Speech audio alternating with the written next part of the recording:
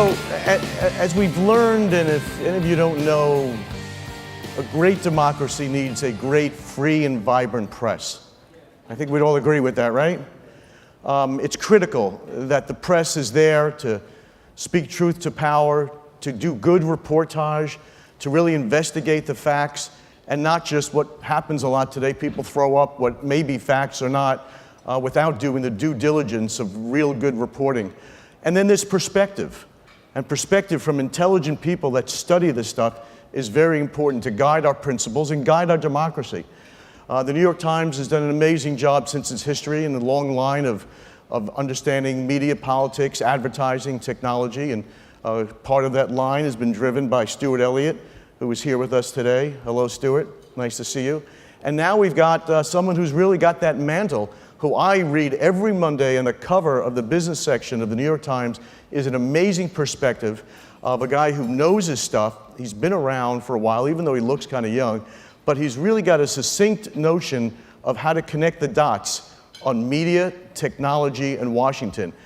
And if you think about those things today, media, technology, and Washington, what a great job, right? I mean, fascinating stuff. So let me introduce Jim Rutenberg. Come on up, Jim, who's a columnist for the New York Times.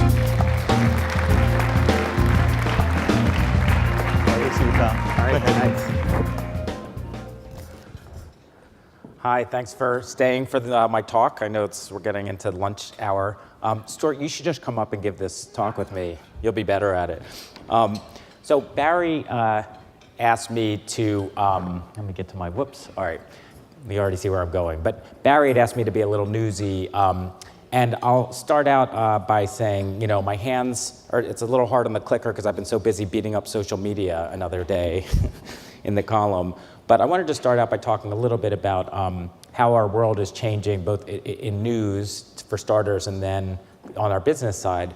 And so I'll start with the Harvey Weinstein story, which we're all very proud of our reporters who broke it. That was Megan Twohey and Jodi Kantor. And it's kind of just exactly what we are made to do. It was a year of reporting power between two reporters. I was going to say manpower, but it was in this case women power. And just a lot of hard reporting. These stories are almost, people had tried to write about Harvey Weinstein's issues for years and hadn't been able to get people on the record, and or had problems in some cases internally. He's very well connected, but we got the story. And in a traditional sense, there was a pretty immediate effect, and that is that he had to initially take leave from his post, eventually resigned. Board members were left in protest. So a pretty quick effect in terms of like his business, which we saw in the Roger Ailes case before that, and the Bill O'Reilly case. I don't know if everyone's familiar with that, but we did a story about Bill O'Reilly having some alleged sexual harassment issues and some big settlements, and he had to leave.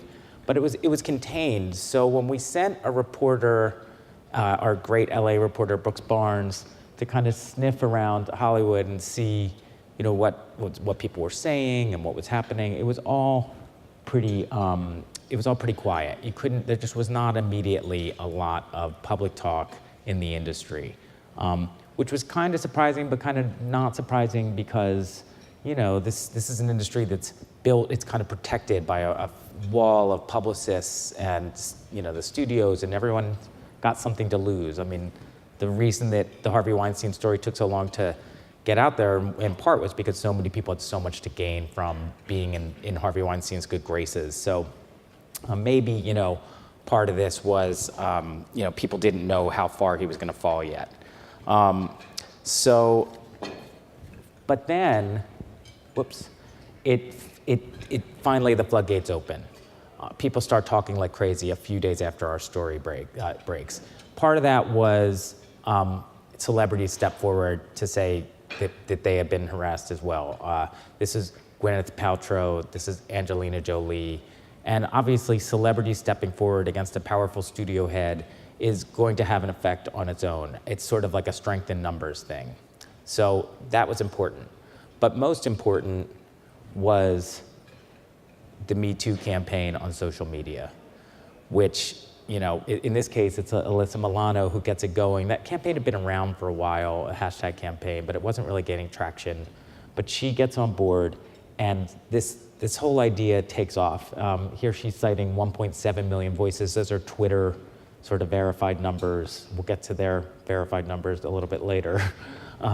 But from 85 countries, and that's not even counting Facebook. So this thing's taking off, and it's this incredible, it just shows you what social media does. We've seen it before, but every time it happens, I personally am just amazed, and it speaks to what we get out of social media. And as a company, our stories get amplified by social media. We use it to advertise, Facebook, probably less so Twitter, but Twitter as well. But what happens from here is, as you all know, the dominoes start falling. So, as I come here, news just broke on my phone. I don't know if everybody else saw this. Dustin Hoffman is now accused of sexual harassment. That was about within the last 20 minutes.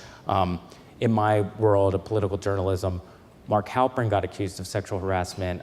He wrote Game Change. He's on NBC. People might be familiar with him. He's like one of the most powerful political journalists. And in his case, the speed, again, and this is all amplified by social media and people having the kind of comfort women to come forward. Within 20 hours, he loses everything. But that also brings me to the dangers of this is that where our initial story, and this is my pivot, in our initial story, this is, as I said, a year of reporting, really careful, really thought out. Social media doesn't have those same standards. And so you don't know now how many accusations are going to be flying out there, not going to be vetted. Maybe our way is sometimes too slow, it's imperfect.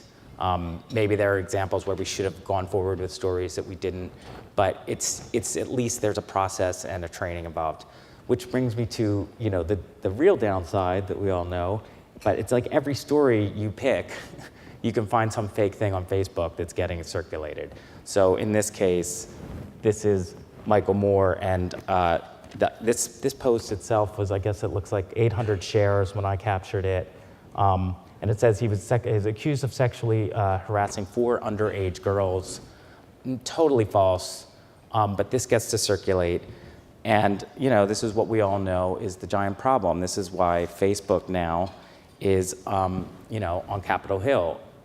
They've tested, well, I'll get to the Russia investigation in a second, but this is for us a real threat. And here's why it matters. You guys are all familiar with these numbers more than I am. This chart is a little bit dated. It's kind of ends in, I guess, 14, but that's the trend. Our revenues go down, their revenues go up. So newsrooms are getting depleted. That careful journalism that we do is harder and harder to find out there in the country. And people like me, I'm paid to worry about these things. As a media columnist at the Times, I really worry about local markets. The local papers are just losing their advertising. They can't compete often with Facebook.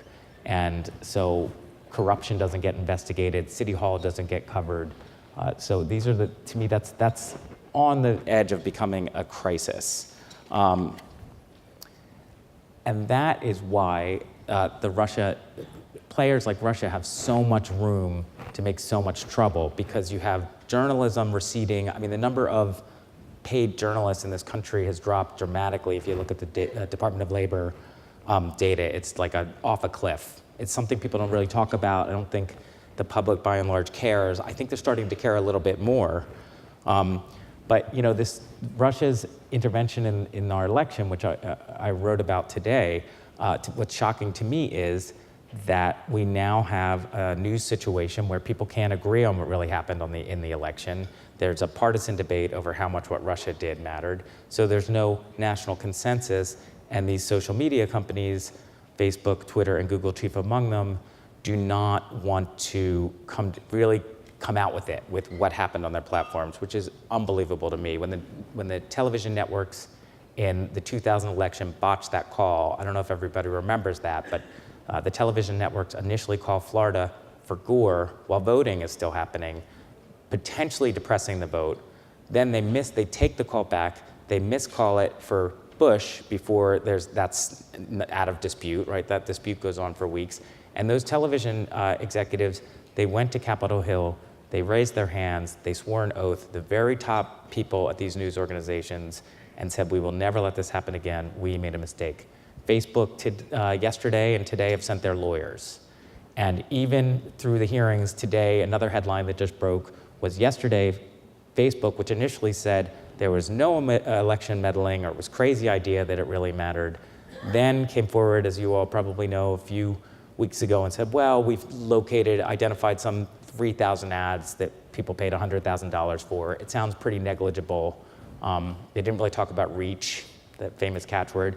Yesterday they talked about reach and they said, well, we now think that this Russian material reached 126 million Americans, but just now they upped that estimate, again within the last hour, by 20 million more through Instagram. So this is just astounding to me that this is such a slow process. It's almost a year since the election and we're still trying to figure this out, which I know for your world, the measurement and dealing with the social media companies is like really important to your business, but it also happens to be important to the country.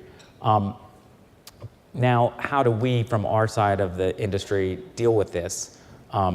We at the Times came upon a strategy of putting up our paywall, of getting paid subscriptions, and it was, in the end, a important, fateful move that probably saved our bacon in a pretty big way. Today we had results, we had earnings, and our subscriptions were now at 2.5 million paid subscriptions online only, plus the print side is probably, thank you.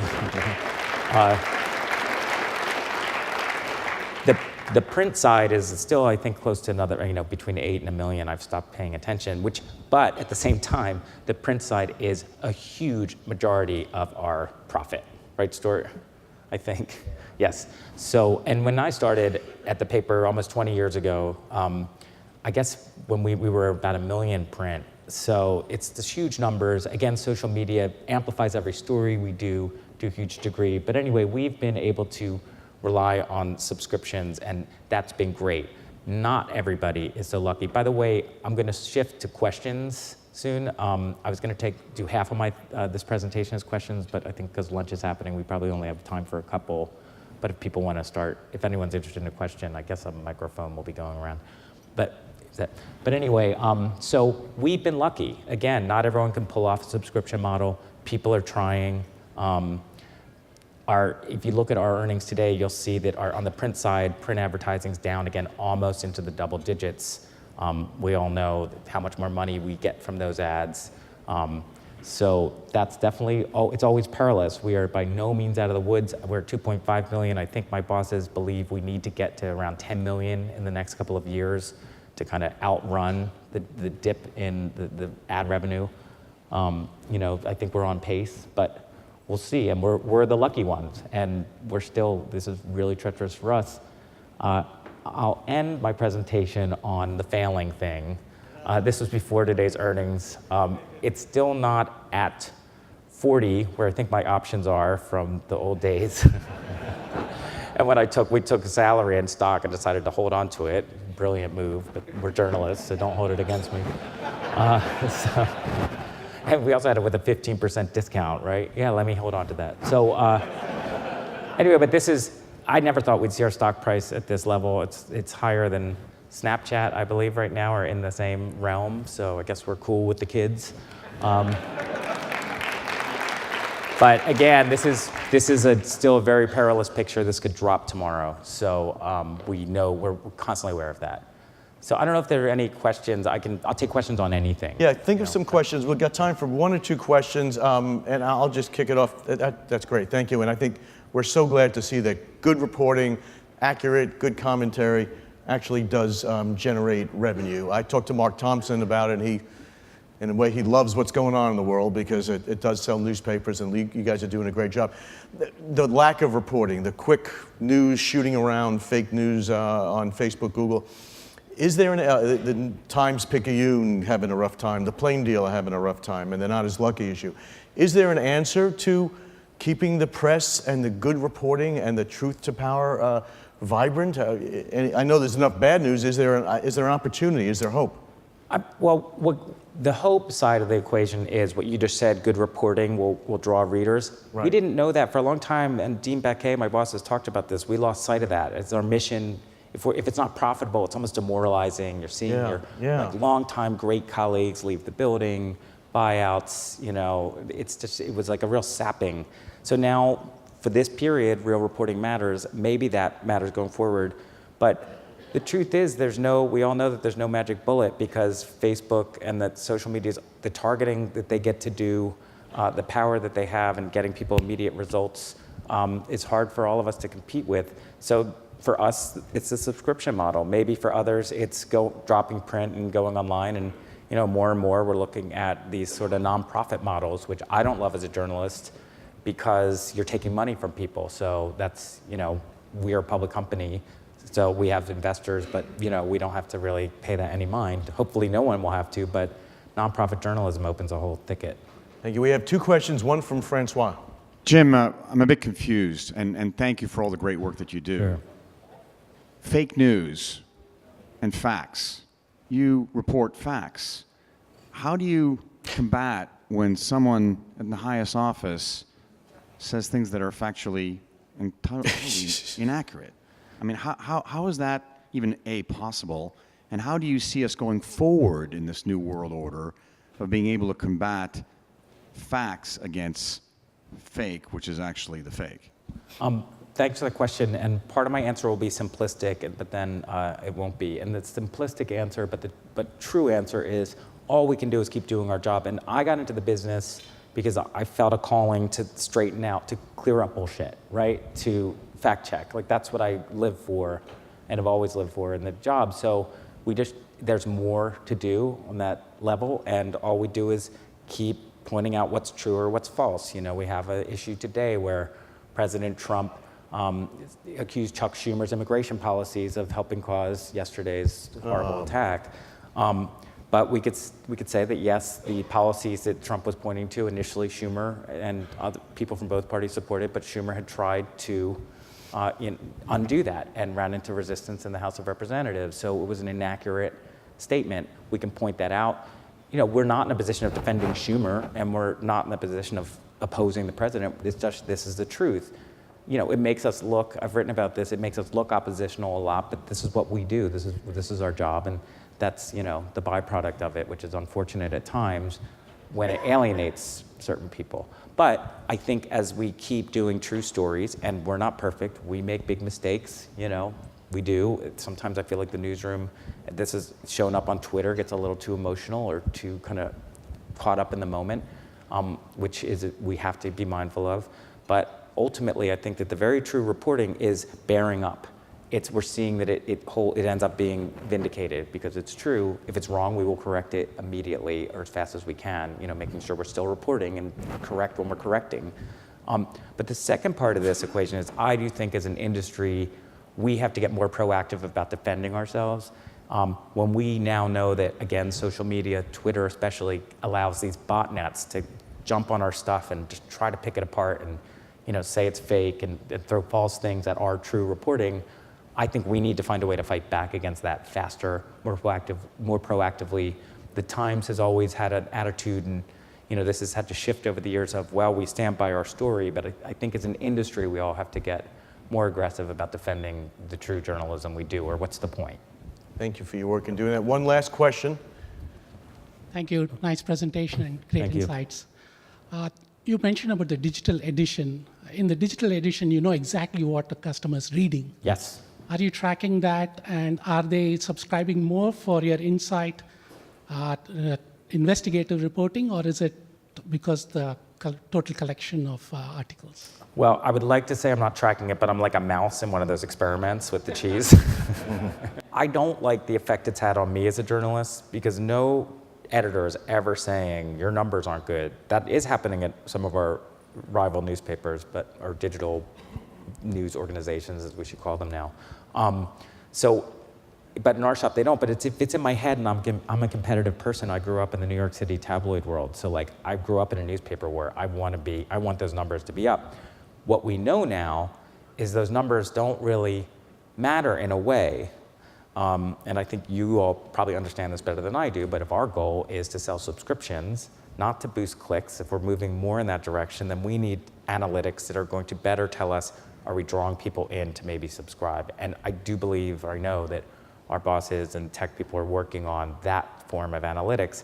And in terms of the news environment, what you do see is that anything Trump is just going to kick ass. It's just going to be numbers you can't imagine, right? And even now, those numbers are holding, and you can see it on our most viewed list if you look. It's kind of changing a little bit now, but it's still a lot of Trump. The stories that we talk about doing to understand the country better, when we talk about, well, we should have done a better job during the campaign, getting out in the country, I think some of that was even overstated by the bosses because we have bureaus throughout the country, but we all agree we could have done a better job. Those stories aren't kicking ass the same way, or a smaller report out of Syria where we have people in war zones that in danger. Those aren't hitting the same analytic numbers, but our paper still pays the money for the people to be there and promotes those stories. I'm always on the lookout, are they getting the promotion they deserve and need? Because the Facebook algorithm will punish a story that doesn't perform. So what are we putting out on Facebook? We have to be mindful that if we, I think I understand this correctly. It's been only described to me a couple times kind of casually when I'm complaining about my own columns not getting out there on Facebook. But that if we have stories that are sinking in the algorithm, then the whole enterprise gets punished. That's horrible, So I would say that has to change, but let's face it, Facebook and no social media company is going to change from a business model that relies on people wanting to be on their platform. Jim, this could go on, and next time you got to come back for twice the time. All right. This is great. I want to do it with Stuart. All right. Keep doing the same great work you're doing. It's so important for our democracy. Thanks so much.